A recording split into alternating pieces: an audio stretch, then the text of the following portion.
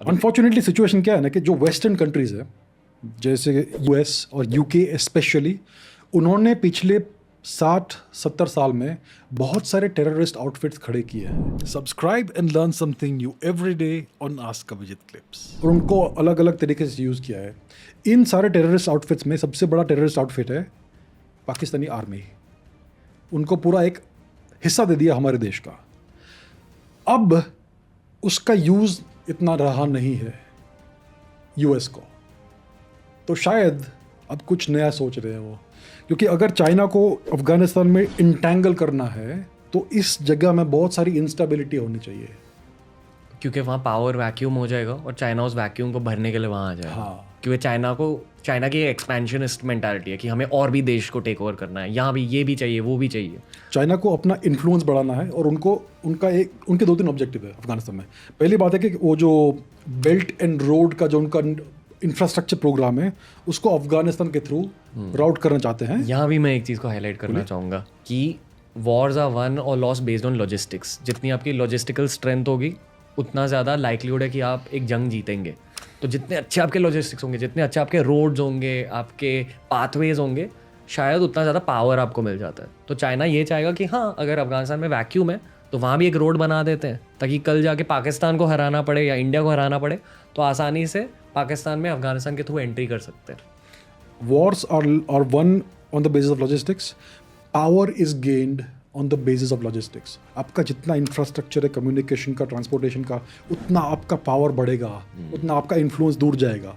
तो ये सब काम कर रहा है चाइना, और वो अफगानिस्तान के थ्रू काफ़ी सारा इंफ्रास्ट्रक्चर बनाना चाहता है। दूसरी बात है, अफगानिस्तान में बहुत सारे मिनरल्स है, लिथियम है, कॉपर है, बहुत कुछ है।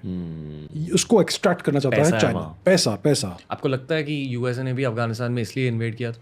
नहीं, यूएसए ने वो पुराने जो ऑब्जेक्टिव्स हमने यूएस ने बिल्कुल भी माइनिंग नहीं किया अफगानिस्तान में, तो उनका कुछ और ही ऑब्जेक्टिव था। शायद वो मनी लॉन्ड्रिंग और अलग अलग चीज़ें, मनी लॉन्ड्रिंग और पीआर, खुद का पीआर। हाँ, अच्छा लगना चाहिए। यस, कि लोगों को लगना चाहिए कि हम बैड बॉयज हैं दुनिया के, एज इन हम गुड बॉयज हैं। We are the good bad boys, big super corp.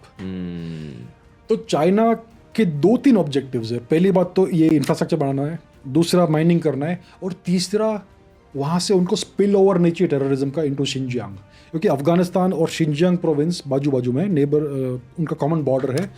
Xinjiang में हम सब जानते हैं चाइना क्या कर रहा है उइगुर लोगों के साथ। तो अगर तालिबान का मुस्लिम्स, हाँ, उनके साथ बहुत ज़्यादा नाइंसाफ़ी कर रहा है। बिल्कुल। तो अभी अगर तालिबान की वहाँ पर विजय हो गई अफगानिस्तान में तो उइगुर लोगों में भी कॉन्फिडेंस बढ़ेगी, और वहाँ पर ऑलरेडी इंसर्जेंसी चल रही है, एंटी चाइना इंसर्जेंसी, तो उसको और बढ़ावा मिलेगा। तो अगर चाइना तालिबान से हाथ मिला लेता है तो थोड़ा ये ठंडा हो जाएगा। तो उनका ये भी ऑब्जेक्टिव है। 3-4 ऑब्जेक्टिव्स है इसमें। अभी यूएस का क्या ऑब्जेक्टिव है कि चाइना को कैसे तो करके ट्रैप करना है वहाँ पे। तो उसको ट्रैप करने के लिए पहले अंदर तो लाओ। तो अभी कुछ साल के लिए शांति करो अफगानिस्तान में, तालिबान को अपना पूरा पावर एस्टैब्लिश करने दो, अपना पावर असर्ट करने दो, और चाइना के साथ अच्छा रिलेशनशिप करने दो, चाइना का जो इंफ्रास्ट्रक्चर है बढ़ने दो वहाँ पे, और बाद में कुछ लफड़ा कर दो वहाँ पे, कुछ जंग कर दो। ये ड्यूरेंट लाइन का मामला ओपन करो फिर से। शायद उसके वो फेज़ के लिए यूएसए शायद फिर से तालिबान को सपोर्ट करें, ब्लेसिंग्स देगा कि जाओ कुछ करो अभी चाइना में। इस बार तालिबान को ये लोग शायद यूज़ करेंगे एज अ प्रॉक्सी। शायद तालिबान को ये वॉर आउटसोर्स करेंगे यूएस, इसीलिए इन्होंने इतना सारा ammunition, arms, weaponry, tanks, Humvees, helicopters, drones, क्या क्या नहीं दे दिया। अराउंड 2-3 ट्रिलियन डॉलर्स वर्थ का उन्होंने पूरा ये आर्सेनल दिया है तालिबान को। अभी आज अगर आप न्यूज़ देखेंगे तो आईएसआई का चीफ काबुल में है, और वो पंजशीर वैली में ऑपरेशंस ख़त्म कर रहा है हेलीकॉप्टर्स के थ्रू। तो पंजशीर का जो रेजिस्टेंस है वो ख़त्म हो जाएगा अनफॉर्चुनेटली, सैडली। तो अभी इमीडिएट ऑब्जेक्टिव क्या है कि अफगानिस्तान को पैसिफाई करो, तालिबान को फुल पावर में लाओ, चाइना को अंदर खींचो, बाद में 3-4-5 साल के बाद गेम खेलो। जियोपॉलिटिक्स का गेम बहुत लंबा होता है, आजकल में कुछ होगा नहीं। अगर आप डे बाय डे देखेंगे तो बहुत वॉलेटिलिटी मिलेगी आपको, लेकिन अगर आप लॉन्ग टर्म उसको ऑब्जर्व करेंगे तो आपको पैटर्न्स दिखने लगेंगे।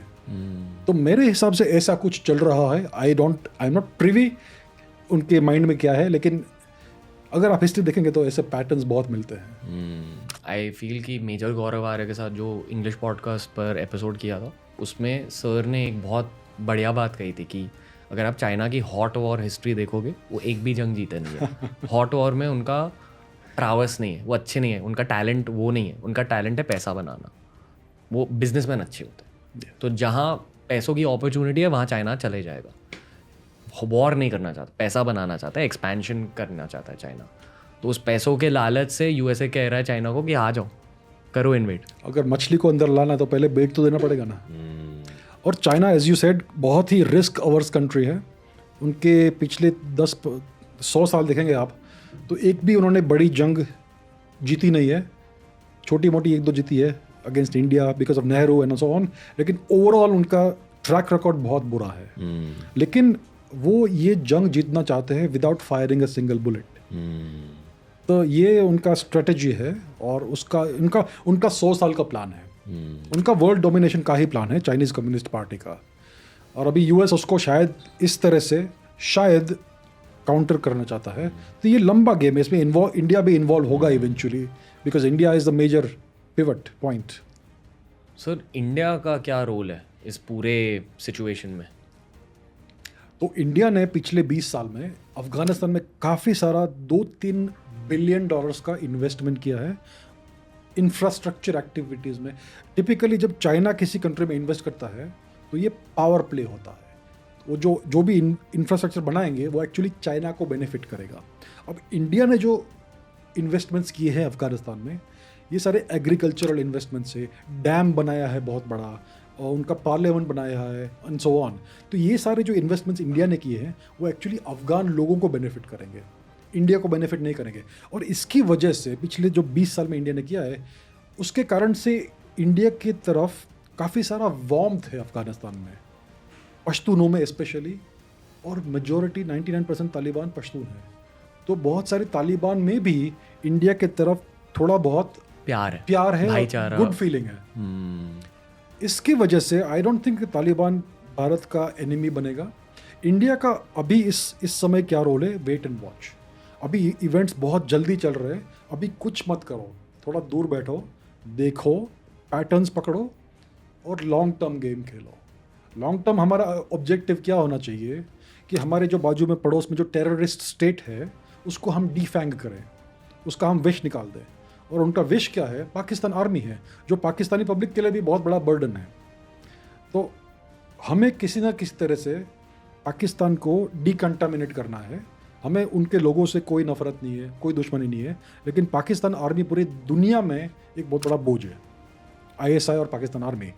तो अभी किसी ना किसी तरह से हमारा लॉन्ग टर्म ऑब्जेक्टिव ये होना चाहिए कि पाकिस्तान आर्मी को हम न्यूट्रलाइज करें इन सम वे और the other, hopefully without violence, because violence अच्छी बात नहीं है, लेकिन अगर करना पड़े तो करना भी पड़े, क्योंकि हमने बहुत सारी जंगें लड़ी है पाकिस्तान से।